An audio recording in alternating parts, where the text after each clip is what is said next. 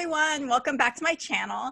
And today we have YA author Liselle Sambury, whose forthcoming YA novel, Blood Like Magic, is coming out from Margaret K. McElderry, to be followed by its sequel in 2022. Welcome, Liselle. And real talk, I have been really looking forward to having one-on-one conversations with our 2021 debut group, and it's super nerve-wracking to reach out to authors because I still feel like I don't belong in like I'm here by accident for some reason. And I really appreciate how you are so real on your channel, and that's why I felt so comfortable like having you be one of the first people that I contact. Let's start from the beginning. I would love to hear about your path to becoming published, and starting from the very beginning, what kind of kid were you? Oh, what kind of kid was I? I was a little bit weird. I don't think I thought of myself as being weird, but looking back, I was a little bit strange. I actually didn't read that much. I wasn't a huge reader at all. If we went to the library, I'd kind of like get one or two books and I'd spend like months getting through them. I think I really only picked up steam with reading when I started reading A Series of Unfortunate Events. I never finished the series because it was too long for me. But as a kid, I think that was the first time I was like, oh yeah, I can like pick up and continue reading those. And then I was a little bit more of a reader at that point. Because when I was growing up too, like YA wasn't a thing yet. Like it was a very weird sort of cross genre. Like I remember reading Ella Enchanted, and like now I think we would probably say that was middle grade, but I think it was considered YA at the time. Yeah. So that when I'd read, I would pick out books a lot based on cover, but also like for Ella Enchanted, because there was a movie coming up, I was like, oh, I'll read it before the movie, because even as a child, reading the book before the movie was important to me. But otherwise, when I was a kid, like in the library, I would get like those cat dog books, like that TV show Cat Dog, and I'd read those because they were just simple chapter books. And otherwise, I kind of just did my own thing. It was really only till I was 13 as a kid when I decided to actually write stories. Up until that point, I had been doing stories in my head. So I had like a couple characters, and I just did stories in my head all the time, which I thought was a thing that normal people did all the time. But apparently not. Well, what was the process where you first decided to actually like write it down? Yeah, so essentially when I was 13, I was a fat kid. I don't think there's anything wrong with that, but that's what I was. And I was bullied, incidentally, by another fat child. It's a trip. But the cycle of abuse, I guess you could say. Oh gosh, it's awful. Really, it was very weird. But so that was happening, and so I wasn't feeling very good about myself. That was kind of like the first time where I had felt very self-conscious about my body, and I would kind of come home and I wouldn't feel great, and I would just kind of go to my room, and for whatever reason I decided what I was going to do to feel better was to sit down and write out one of these stories that was in my head. And then from there I just kept doing it. It just became a thing that I did. If I was feeling like sad or emotional, I'd sit down and I would write a story. And so all of my childhood stories are so emo. I love it. And did you write on paper or on like a laptop? Always on paper, because we had a computer. My mom put the computer downstairs in the living room because she said if the computer was in my bedroom, she would never see me. So I always had to be at the computer. And for whatever reason, I didn't even think about writing it on the computer at that time. I don't know if I just didn't know about Microsoft Word, because we were still like in school, we were still writing all of our stuff by hand. I never was word processing anything. In fact, I was like one of the few kids whose parents had a computer at home, because my mom did graphic design, so she always needed a computer. And so I had like these little notebooks in my sewing class at school. We sewed like a fabric cover for a notebook. So then you got the notebook and you got to sew the cover. And so that's just what I had. And I just wrote everything on paper. And now I'll never write things on paper. It seems dangerous because you could easily like lose it. I was just listening to First draft, and I was listening to the Liba Bray interview, and she was talking about when she got mugged, and she had written like 50 pages of a play, and it was in her purse, and so she got mugged, and the mugger ran off with the 50 pages. So that's very dangerous. I'm like, I'm like a really like obsessive email myself my drafts every time I write them so that I don't have that drama of like, oh, I lost my draft that I was working on because my computer decided to not turn on. Yeah, exactly. I have an external, I do like an iCloud backup, I do Scrivener backup. I'm like, I'm not losing anything. I can't rewrite stuff. So then what was the path to going from like having handwritten your stories to like, I want to write a novel and get it published traditionally? That was a little bit longer. So I went to high school, and that was just like dealing with the transition of high school, but it was good because then I wasn't in middle school, so I wasn't getting bullied anymore, which was fantastic for me because, some kids go through that for a long time, and I only had to do the year because then I went to high school in the city far away from where my middle school was. And there was a writing club. And when I was 14, I was too intimidated. None of my friends wanted to go, so I couldn't go. But the next year, when I was 15, I had like gained a little bit of confidence, and I was like, okay, I'm gonna join this writing club. And I was in that all the way until I finished high school. And that was really, we always did short pieces, but that's when I started to be like, you know what, I think I wanna write a book. And so I started when I was 16 as a werewolf book because that was the time. Awesome. So was this Twilight period? Yeah, yes. It was just like, that was, what was it, like 2008? Mm-hmm. If you were writing young adult in 2008, chances are you were interested in vampires or werewolves at some point. So that's basically what I was writing. And it was like a full ripoff. Nice. But at 16, I was like, I'm adding my own little spin to it. And that was kind of when I started to write. And I had a creative writing teacher, one of the teacher advisors for the writing club. And I always used to call my book, I said, oh, I'm writing this thing. And I would like read them little chapters. And she finally just told me, she said, a novel. You're writing a novel. You should just call it a novel because that's what it is. And I was like, oh, well, it's not finished. And she's like, it doesn't matter. That's what it is. You're writing a novel. And from then on, I started calling it a novel and taking it really seriously. And I didn't finish that until I was 18 and in my first year of university. And that's when I was like, you know what, I'm going to look into this querying thing. I did not look into it very well.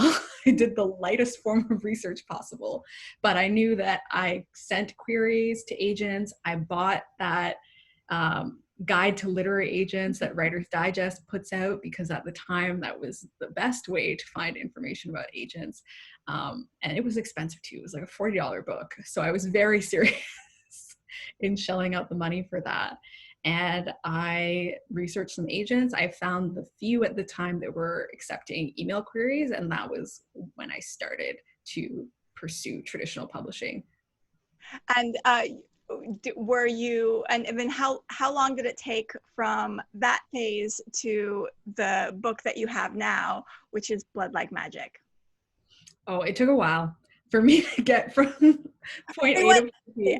It feels like everyone like has that first attempt at querying, and then you didn't research enough, you didn't learn about the process enough, and so like that first attempt at querying was just like a disaster, right?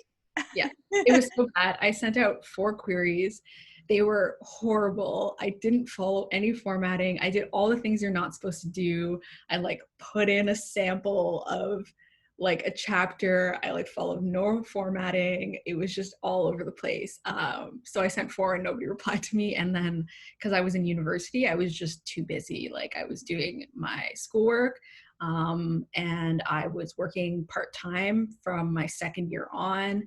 And then also I was like, this was the most social I'd ever been in my life because I was living with all of my friends.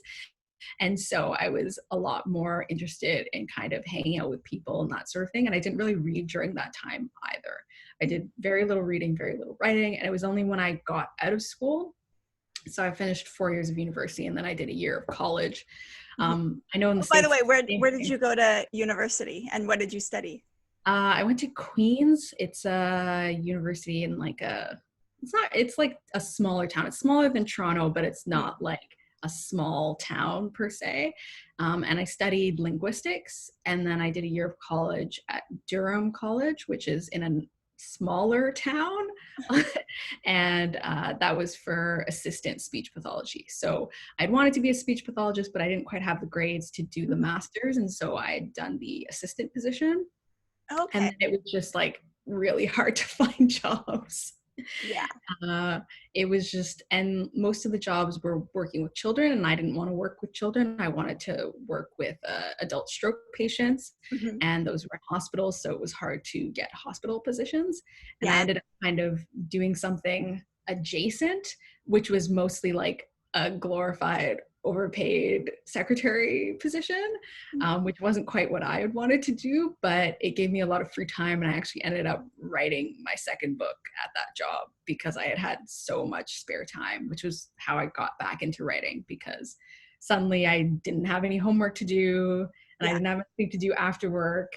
And I had a ton of free time during work even. So Yeah, that's great. Oh, yeah. So many of us can thank jobs that are flexible as far as that goes, letting us write while working at the same time. yeah. And so, how did you come to figure out the correct way to query and get on your path to publication? Uh, so really, I think what helped me is that I had joined the book community. So I was book blogging for a little while there. So for that year when I started my job, I wrote the book, and I also started a book blog. But it was talking with all those people in the book community, who a lot of them were also writing, that I started to kind of learn stuff. That's when I got on Twitter, and I started making connections with people and people that were writing and that were querying. And I was kind of taking in that information just casually without any Mhm. drive to write my own book at that point. Um, and around that time, a book blogger I was following was Kate from Paper Fury.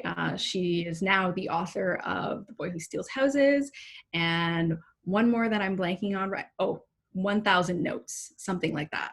Mhm. But at the time, she was a book blogger, and she was writing books all the time. And I was following her and interacting with her. And I remember thinking, maybe I should like get back into writing books. And it was kind of then that I started learning a lot more, because I was following people. I'd been following people beforehand. And so I already knew so much more right off the bat. And then I did even more research, which I think was also partially because I was a lot older and wiser. It wasn't 18-year-old me trying to like think I could, have a quick and easy path to having a published novel. I was a little bit more mature Yeah, in that way. yeah, definitely. So, tell us about your book. Give us a little pitch. Yes. So here I go with my pitch. I know. So Blood Like Magic follows a 16-year-old Black witch named Foya living in a near future Toronto. And she has a ceremony to come into her powers as a witch, something that people in her family haven't failed for over 100 years. And of course, she becomes the first one in the family for the last 100 years to fail the task. And so her ancestor gives her one last chance to pass. However, now the stakes are a lot higher. So if she fails a second time, her family, centuries and centuries of blood and magic and witchcraft, will be wiped clean. Everyone in her family will lose magic. And this time, what she has to do in order to not fail is to kill her first love. I love it. I Yep. love you. Oh my gosh. I'm so excited for this book. And I know that you have had a journey going through like retitling it, and we talked about that. I love the title. We don't really have a whole lot of YA books set in Toronto. Yeah. So, what elements of Toronto have made it into your book? A lot of stuff. It's interesting because it's a near future. So there are some things that are similar and a lot of things that have changed. So OCAD, which is the Ontario College of Art and Design, I used to volunteer when I was a teenager at the Art Gallery of Ontario, and I would walk past it all the time. They're connected together. And so that area, the Grange area, is really important to me as a teenager and as an adult. So essentially, though, in the future, I picture STEM as being a bigger thing. So the college has sadly been shut down, but it's been turned into this giant billion-dollar genetics corporation, which ends up being the place where my main character, Voya, gets genetically matched with this boy who will then become her first love. And so that's kind of something I put in. Subways, the GO train, I take the GO train so often, so I had to put that in. Etobicoke, around where I grew up, I had to put that in. That was really important to me. Some downtown places. The CN Tower is just looming in the distance at all times.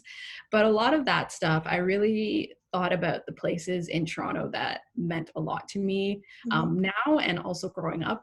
Usually it means a lot to me because it was so important to me growing up, and really putting in those landmarks and kind of bringing them into the future a little bit. And yeah, I'm so excited to have a Toronto set book. Yeah, it's so exciting. And what was it like? What was the day that you found out your book was going to be published? What was that like? That was really wild. I was at work. At the time, it was sort of like a startup millennial vibe office. So it was really casual. So my agent emailed me and she said, "Hey, can I jump on the phone with you?" And I freaked out immediately because we had heard from an editor who was Sarah the week before saying, "Hey, I'm just finishing up, but I'm interested. I just got to finish reading the book." So I thought my agent was calling to tell me that we were going to second reads, or we were going to acquisitions or something. And so I had hopped on the phone and I was overjoyed because it had been like a month of silence before then. Yeah. So I was just so happy to have news. And then I got into a little alcove at work, and then my agent Christy said, "So we have an offer." And I immediately freaked out because I was like, that was not at all what I was expecting, because people were like, they say they're interested, and then you go to second reads, and then you go to acquisitions, and then they can offer on the book. But this had just skipped through everything. And so I immediately, the secret publishing thing where you have an offer and you're not supposed to tell anyone, but you vague tweet about it. Yeah, I didn't even vague tweet because I was like, oh, I can't vague tweet. But I called my mom and told her, and I called my boyfriend and told him. And I texted my best friend to be like, "Oh my gosh." And then I went back to my desk after I've been running around making phone calls willy-nilly, because it's a millennial office and nobody cares what you do as long as you get your work done. But then I sat down next to my boss, who had known that I had a book on submission.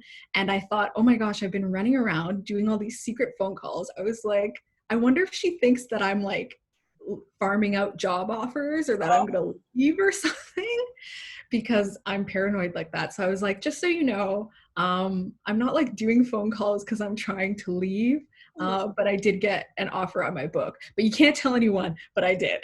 Yeah. Oh, I love it. Excited for me. So it was just super exciting. I was vibrating, in the chair at work, and told my little writers group. We have a Toronto writers group. So then I told them to be like, "Oh my gosh, I have an offer," because we all update each other on stuff that's happening. So that was really exciting. It was just a pure joy day. Yes. Oh yeah. Oh, such great. And what's a misconception that you had about publishing prior to becoming a debut author? Me personally, I had this idea that things would happen a lot faster than they did. But I don't know, that's just me. What was yours? That was a big one, that things happened way faster. When I realized that you get an offer and your book comes out 2 years later, that was a really big shift in my mind. But also I think when I started writing, I didn't understand what an editor did. I thought an editor, you just threw your rough baby at them and they perfected it and they put it out on shelves. I didn't realize how working with an editor is significantly more collaborative than that. So they're really giving you suggestions and then you're doing the work. Yeah. And then at most, like doing line edits, I think is the most like fixing my trash baby it gets. Because I just finished mine and all the places that my poor editor had to put commas because I clearly don't know how to use commas. That was like the most fixing, but for the most part, it's significantly more collaborative than that, which is definitely something I didn't know when I started out. What revision suggestion did you get that you found to be like the most helpful for your book? So this actually came from my wonderful agent, Christy Hunter at the Night Agency. When I was querying, a lot of the feedback I was getting was that there was something sort of wrong structurally with the book. And that was like kind of where my full request rejections had come from. And then when Christy signed me and we were going to do our first round of edits, she said, I noticed you don't have any subplots. And my brain went, what are those? But aloud to her, I said, oh yeah, I'll for sure add those in, because I didn't want her to know that she had signed someone who had no idea what those were. But I realized that that was the structural issue, is that I had no subplots. And so I was constantly just working straight towards the main plot. And I think it made things feel a lot longer than they needed to. And adding in those subplots made the book so much more dynamic. Like you can't pull them apart from the book now. They're so weaved in and they're so integral. And one of those subplots ended up being like this really huge mystery in the book that I absolutely love. And I don't think the book would be half as good as it is now if I hadn't added that in. And so like that was the best advice, the best editorial note I'd ever gotten. And I appreciate it so much because it really told me that Christy really believed in the book and she was willing to help me fix those structural issues, whereas others weren't really. And so that also made it that much more important to me, because it really felt like she really, really, truly believes in the book and believes that I can do this, and is prepared to help me with it. So yeah. Cool. And we were talking about changing your title and then I got distracted. What's the most ridiculous title idea that was on your list? I had so many bad ones. Just like brainstorming and I just put whatever. The Failure Witch was not my greatest moment. I love it. Witch and she fails. The Failure Witch? Question mark? Because I was thinking of actual cool titles like The Bone Witch, and I couldn't think of anything to put in between. So I'd put that, and just like ones that were like, one I'd written down, it was just like a full rip off another title, and I was like, but maybe it's okay because mine is in a different age category and genre, and that was The Weight of Blood, which was quickly shot down because it sounded too thriller. The Weight of Blood. How much does blood weigh? Yeah, I was like, depends on how much. Yeah, so much stuff. And then there was one, what was I? Oh, I did one that was The Fine Art of Magic and Murder, which I thought was fun, but it was so long. It was a riff off of Julia Child's The Fine Art of French Cooking. Oh, nice. My character cooks in it, but I'm much more pleased with what we ended up with. Yeah, your title is awesome. So excited for when you do your cover reveal, because it's going to be awesome. I'm excited for you. So a little about you. Are you an introvert or extrovert? Definitely introvert. Yeah. And are you a perfectionist or a chaos artist? Perfectionist. I cannot, like, my boyfriend will let his phone drop to 5% and he won't charge it. And he'll like leave the house with his 5% phone and I can't even handle that. So I love it. And do you have a huge ego or are you humble and demure? I feel like I'm mostly humble and demure, but I have a lot of like delusions of grandeur. Oh yeah. Like, I really picture myself achieving a lot of big things, but I also am very realistic, and I feel like that keeps me humble. Definitely. Are you a morning writer or evening writer? I I used to be a morning, like very strictly when I was working, because then I would wake up super early and I'd write before work. But now that it's quarantine and I have no job and I'm just all over the place. So I write whenever I feel like it, which often ends up being kind of like afternoon or evening. Yes, I was thinking since you wrote at work, you're probably like an afternoon maybe writer. Yeah, well, that was a while ago. I was 22 when I was doing that. I'm 28 now. So like the last couple years and like while I was writing my third book, I was really doing like morning, yeah, or afternoon pretty much. Morning was out of necessity because I couldn't write at work when I started my most recent job that I've had. The last few jobs I've had, how many years has it been? Like the last 3 years of jobs I've had, I haven't been able to write at work at all. So it's been like either you're doing morning or evening, and I lose so much productivity at nighttime. So morning. And are you a plotter or a pantser? I am a planter. Me So I too. have to plot to a point, but like my magic systems, I always pants. I always just kind of make it up as I go, which is why I always have to do the most editing in my magic systems. But like what's going to happen to the character and like their internal goals, I have to plot that all out or it'll be a mess. And do you write character first or plot first? This is a bit interesting. I guess it's more plot because I'll often think of a concept first and then the character will come in. So like for Blood Like Magic, I was like, I want to write about a family of Black witches living in Toronto in the future. And then I guess that's the plot. And then I was like, okay, so who is the character at the core of this story and why is that going to be interesting? Um, yeah, I feel like even though I think of the plot first, the character to me is the most important for the story. And are you the kind of writer who like writes like the character is kind of you, like, or is the character like someone you know, or is the character like completely like a made up fictional person in your head? A lot of the time I'll pull like one aspect of myself and I'll blow it up really big to the character because I say my like writer brand is messy Black girls, but I'm very, very neat. I am not at all messy.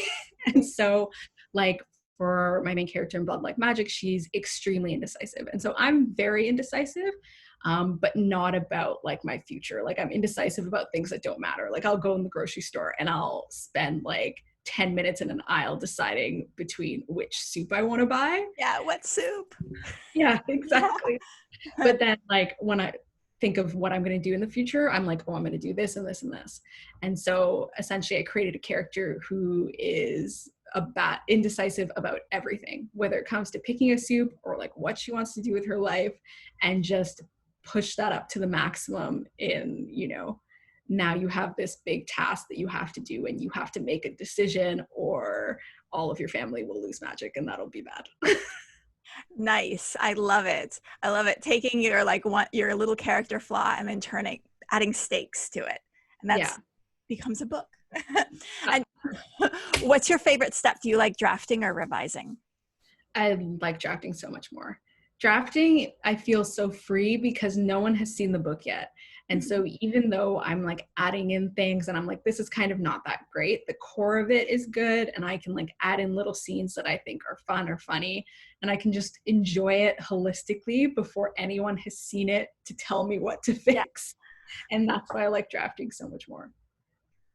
And are you the type of person who's like totally okay with making changes, or do you resist changes? How do you handle the revision process? So it really depends. So when it comes from other like writer people, I'm very flexible. I pretty much usually, maybe it's because I've cultivated good CPs, but I almost always will like go with people's feedback. I almost always agree with it. But then my best friend, who I've known since university, so like over 10 years now, she's the only kind of IRL not writing friend that reads my stuff. And her, I'll always be like, because we casually talk so often. So I'm like, but why this and why did this? And finally she said, look, you can't give me your book and then fight against every single thing I say. And so from that moment, I was like, okay, that's incredibly fair. And now I'm like very good with all of her feedback too. So I used to be a little bit like prickly, but now I'm very good about it. I'm still like so soft. So whenever I first get feedback, I'm so emo about it. And I am so sad about having to change things and like fix stuff. But the actual feedback itself, I almost always agree with, and I almost always do it. Cool. And final couple questions. Would you ever want to be famous? So this is interesting, and I like this question because I think I'd like an in-between. So I really like what Leigh Bardugo's got going on. Mhm. She seems like she's got it down pat. I'm like, you have a regular series, you put out a regular amount of books, you have enough clout to have a TV series. That's wonderful.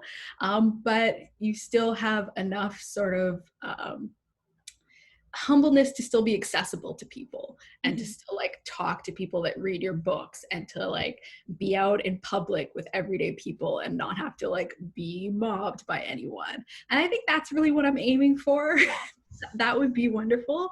But something like a Suzanne Collins is like too much.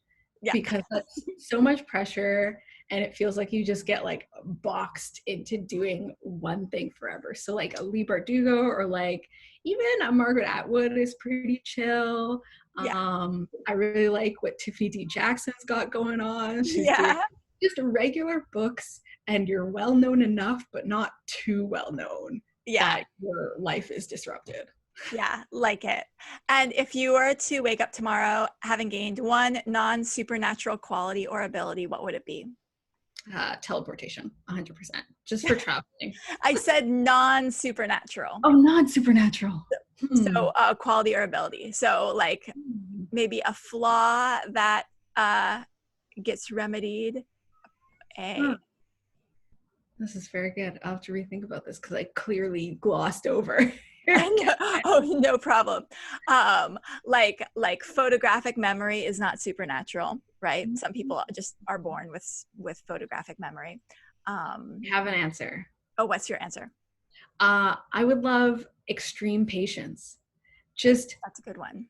the most patience that anyone has ever had, because I'm so impatient, and it's such a character flaw because if anyone's been following my social media, they know I like ordered an iPad and it got lost and all this stuff happened with the iPad. And the whole time I was so impatient and ridiculous about it. I spent one day so sad about it. I didn't do anything. I didn't write. I didn't paint. I just like sat and watched TV. And I get so dramatic about it that I really wish I were a patient person. Oh my God. And the publishing industry is the worst. Oh, it's the worst for it. It's the worst industry to be in and be impatient. Yes, definitely. Okay. And final question. What are you working on next? So next I'm bouncing between two projects. So I'm working on the sequel to Blood Like Magic, which will be out in 2022.